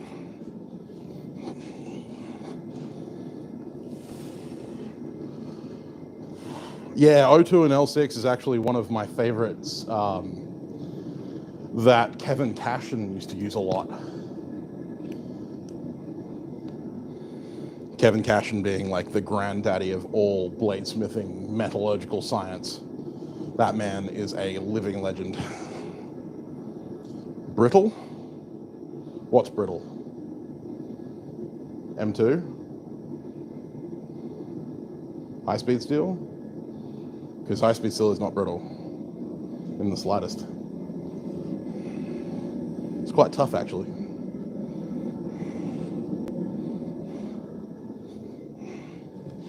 M2 makes really good knife steel if you have the ability to heat treat it properly, but most of the time heat treating M2 or M4 properly requires nitro, liquid nitrogen, and I do not have access to a DWAR of liquid nitrogen.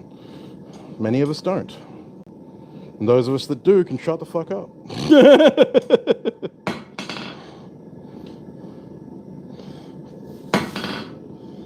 I have a friend, Warren, who works for a company that does like mass subcritical quenches of like large material. So they've got these giant like 5,000 liter liquid nitrogen DWARs, and he makes stainless steel knives. So what he does is he makes all his knives, quenches them at home, and then brings them into work the next day and just hangs them in the 5,000 gallon tank. Cheeky bastard.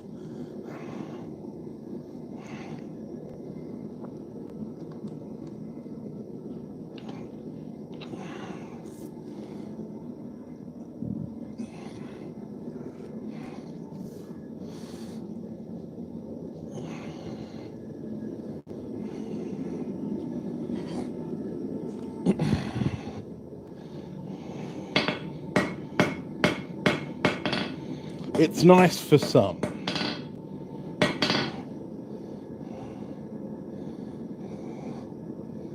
Most important thing when forging gravers, keep them straight. Keep them as straight as you can, because you can't file that shit out very easily, so keeping them straight is important.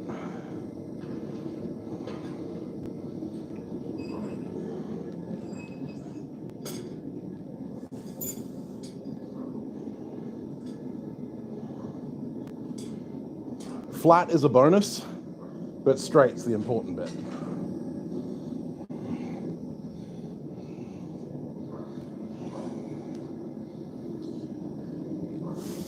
Because you can always file out a little bit of undulation, but you can't file out a lack of straightness.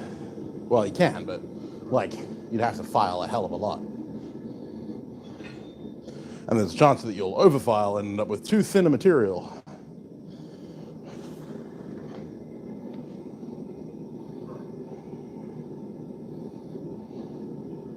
Wondering what wood this is. Looks like cheap shit. I got given this like shotgun stock. It's not a shotgun stock. They called it a shotgun stock, but it's not a shotgun stock. There's no way this was ever a shotgun. Because it is too lightweight. Might have been a single barrel turkey gun, but then, I don't know.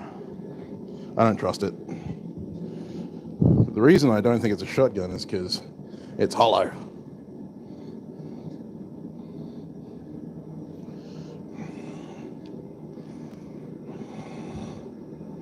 I mean, it could have been, and it could have had a recoil buffer in it.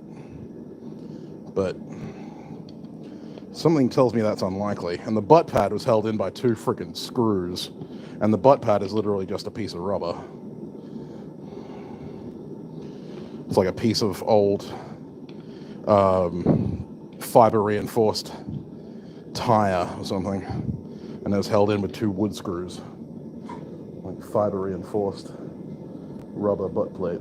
Looks like it was custom cut. Like someone lost the original. But yeah, I don't know. I got given it and I don't know what to do with it. It's just someone knew I liked gun memorabilia and was like, yeah, I found this old stock. It's not illegal to own this. It's just a piece of wood in the shape of a gun stock.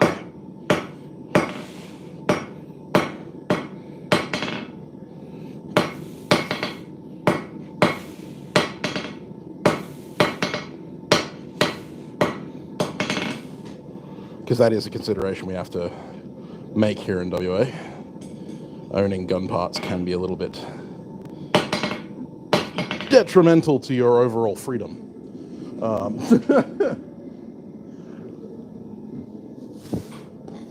But there are no moving or mechanical parts. It does not have the ability to become a firearm. Trust me, anyone who's a cop watching this.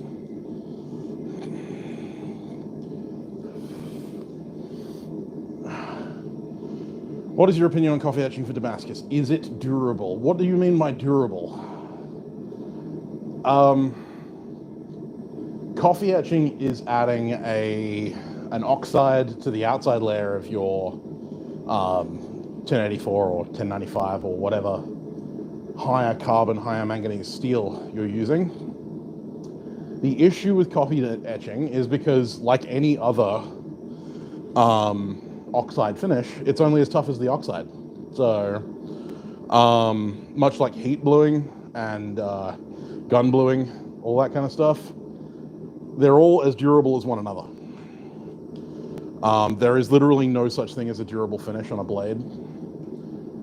Coffee etching is done to Damascus in order to provide contrast. Once the knife starts getting used, that contrast is going to go. It doesn't matter what you do. Because, yeah, you're going to be etching it in other ways.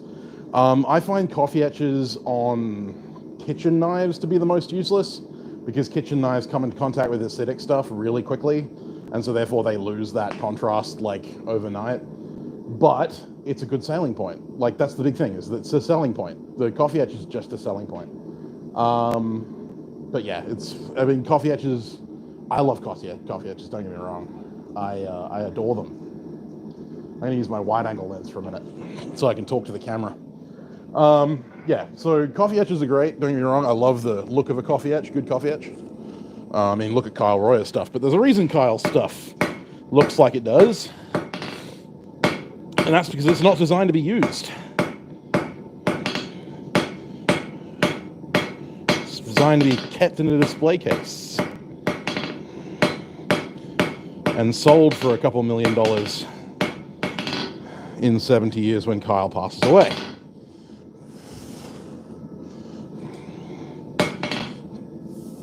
And I say 70 years because Kyle is the same age as me. So he better outlive me. He's got a better, healthier outlook than me. World needs more Kyles, less me's. But yeah, so durable is not a question that comes into it with coffee etching. It is durable in terms of you cannot rub it off with a thumb. Like the contrast you get from ferric chloride, you can literally rub off with a thumb the moment it comes out of the acid. That is a not durable Damascus finish.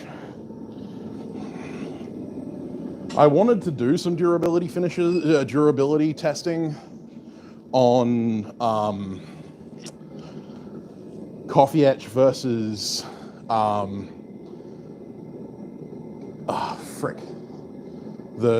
the caustic soda, sodium hydroxide, because you can get a really good black finish from that.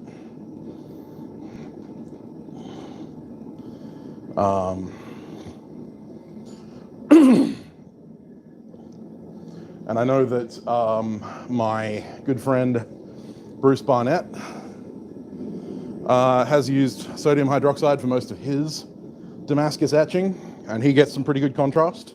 It's not as dark as coffee, so it's not as like stark a contrast, but he says it's more durable and more repeatable.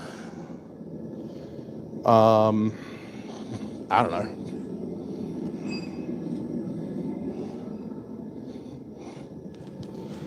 I have yet to do any kind of extreme testing with a fully coffee etched knife to give my complete thorough review.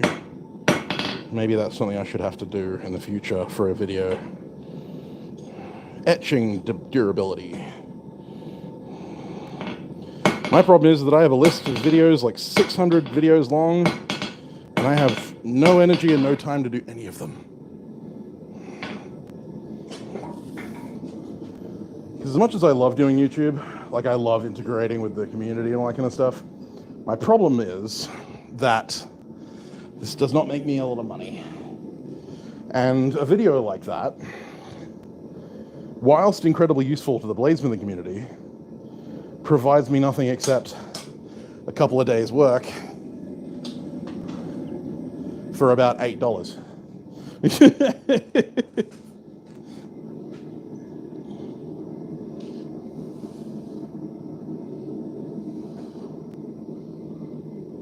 Yeah, experiment with it. Go for it. But yeah, so this is the reality of the YouTube knife maker. Is that we have to kind of factor in our bottom line. It's the reason that Blackbeard Projects does all of his, like big, random projects and stuff like that. It's because at the end of the day, it's about the clicks. It's about the views. It's about the view time. Most of the educational stuff that I put on my channel makes me fuck all money.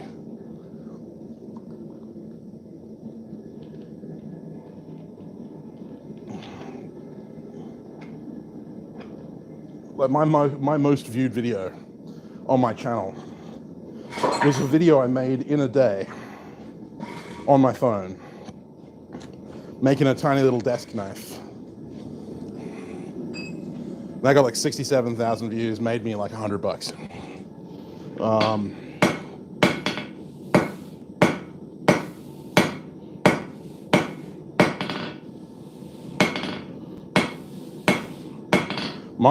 The entirety of my chalk talks combined have made me less than that.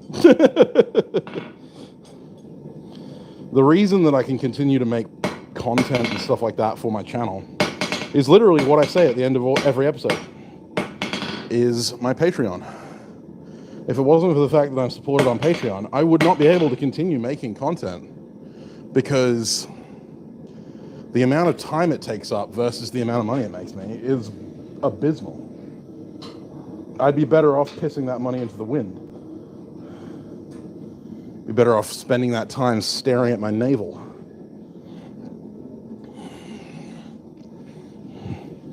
But I do it because I enjoy it. It shouldn't be about the money. It is. It shouldn't be. But unfortunately, I run a business. And if a business doesn't make money, then it won't be a business for very long. And that's something I lost sight of in the last year or two, was that I just focused on making content I wanted to make, which was great, but made me bugger all in the ways of money, and I ended up in the hole. And so now here we are.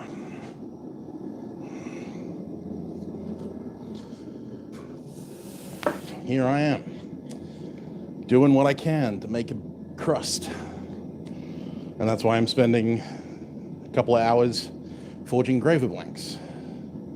Not the most enticing or compelling content, but this is what makes me the money. I've thought about doing a bunch of YouTube videos recently involving weaponry from video games and stuff like that. The problem is the amount of energy and effort that you have to put into in order to make that kind of content is amazing. Live streaming, I set the camera up and go. I don't have to worry about getting new angles or editing or anything like that. I just set the camera up and talk and do what I'm doing. And today I'm not working particularly fast because I'm not actually intending on making a lot of stuff today or like beating a land speed record for forging gravers.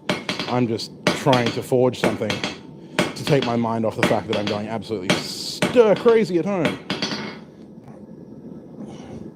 waiting to find out if I have COVID.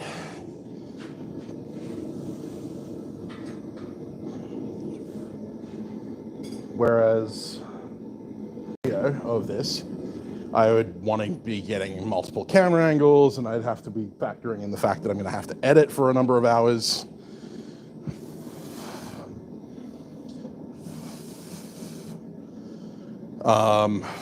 The lighting in here is terrible. There are a lot of things I could do to improve this place for the channel. I just have to factor in whether it's worth it. And then I also have to spend my time making something that I may not be actually interested in making. And this is where honesty gets you.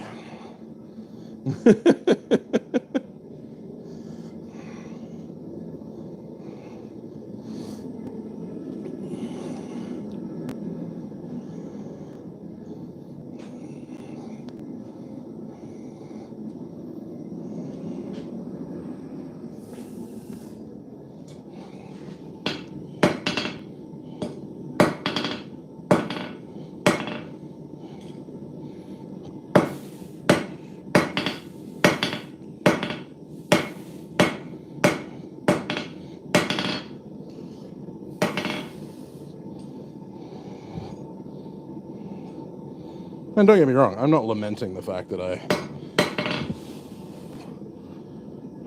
don't make money from my content. It's just something that's been on my mind recently about getting ideas from people or content I could make. And most of them are suggesting content that would help them in their journey, and that's fucking awesome. But then I'm also like, okay, how much time can I actually put towards this when only 300 people are going to watch it?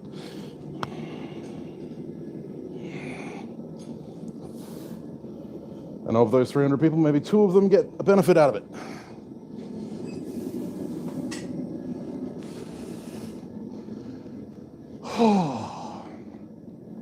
And when you're vastly low on energy as it is, and you have a bunch of stuff that you should be doing, can you justify it? Excuse me. Oof. The answer is almost always no. I just ignore the answer and do it anyway. I'm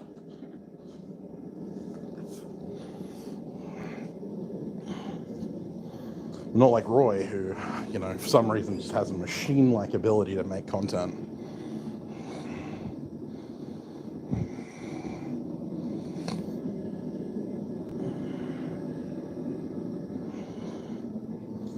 suppose he also has the advantage of having Jess to support him and help occasionally do all the editing and stuff.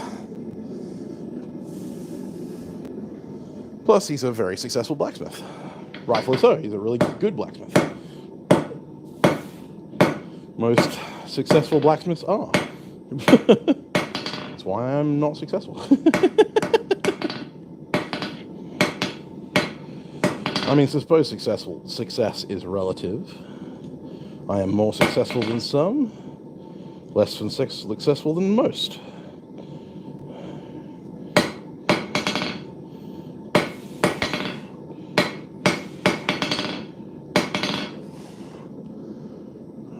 And then that depends on like what you measure success by. If you measure success by meeting your goals, I am unsuccessful. That's down to me to either change my goals or increase my efforts.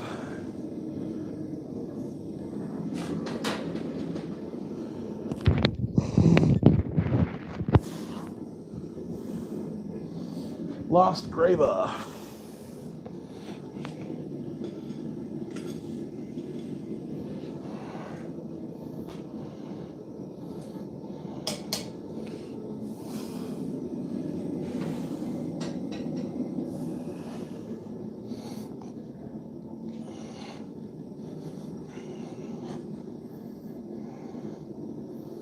I'm literally talking to like one person. Everyone's like, God, this guy's boring. Shut the fuck up. Go away.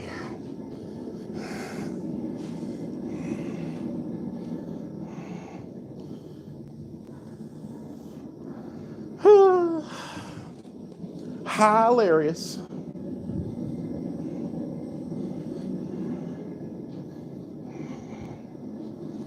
What time is it? 3:32.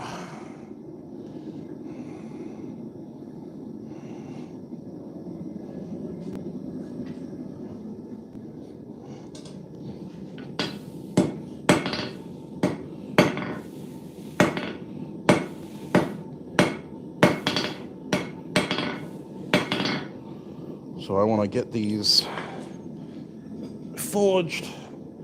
I want to grind the tips, save me some filing time, and then anneal them.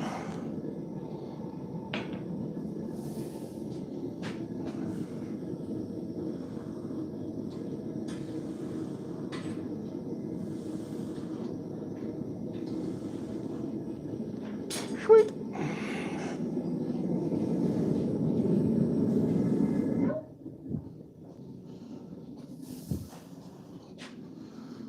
So in the end, just quickly switch out cameras. Boop, boop. That is our graver stock.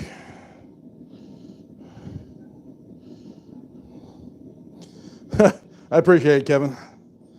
Don't mind me, I'm just talking to myself in my lunacy. So we have 5, 10, 15, 17 gravers totally made. Is that right? Doesn't seem right. 5, 10, 15, 17. Okay. And I started out needing 12. Yeah, no, that's right. I needed 12 flat gravers, and the rest were just mine. Sweet. Awesome. That's what I wanted. This is the things we're after. Yeah, don't mind me. I get melancholy when I'm, talking to myself.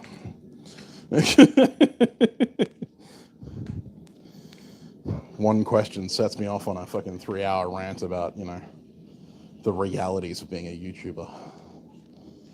Oof. Cringe. Anyway. So I've been running the Big Forge at about 3 psi for the last 2 hours while I've been forging these gravers. The reason for that is because now I'm going to grind the tips on all of these, just like grind the struck ends, grind the main cutting ends flat, Maybe strip the scale off a little bit. And then I'm going to throw it in the forge to anneal.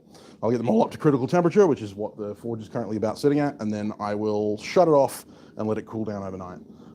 And then tomorrow I'll come back, chuck them in a vinegar vat, and then the day after that I can finally file them. So that will be Thursday I'll be able to file on them, which means I'll actually have them finished by Friday. That's at least the goal. That is the hope. Finish these gravers by Friday. Yeah. But yeah, anyway, thanks for hanging out. Sorry for ranting for like an hour on all the crap that's going on in my head right now. Hope you're all being safe. Don't do anything I wouldn't do. If you do, make sure you catch it on film so I can laugh at your mistakes. And I'll see you next time. Bye, guys.